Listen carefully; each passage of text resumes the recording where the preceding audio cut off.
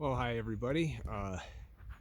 Today's been kind of one of those days that kind of made me think a little bit about the decision making you make when you're out here. Um, Yesterday, I drove up to the hostel, which was a 5-hour drive, and then an hour and a half shuttle ride to the beginning of the trail where I was going to start. And I didn't get started until a little after 2 o'clock. Long story, but I got to the shelter just as the clouds burst, and I did stay in the shelter and stayed dry. It's very cold. It dropped into the at least the low 40s, if not possibly even just the high 30s last night. So I did test out my sleeping bag, and it held up fairly well. I did put on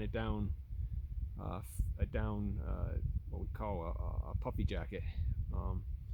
And wore a flannel shirt on top of it to stay warm. I was a little cold in the morning.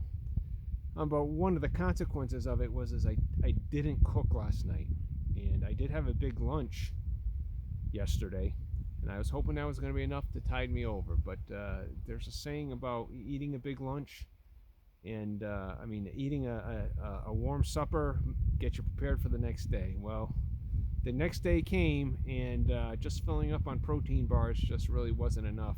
It was a very tough day.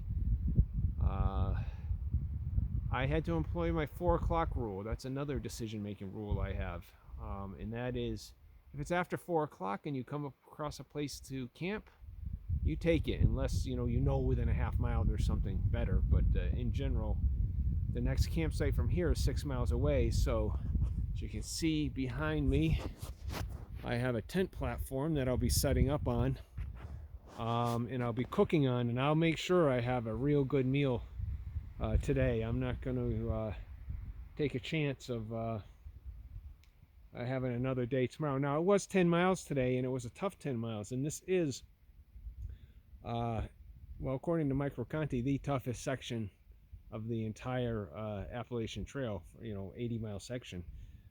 So maybe 10 miles is normal, but I'll be doing a cooking video in a little while, and hopefully I'll be able to be better prepared for tomorrow.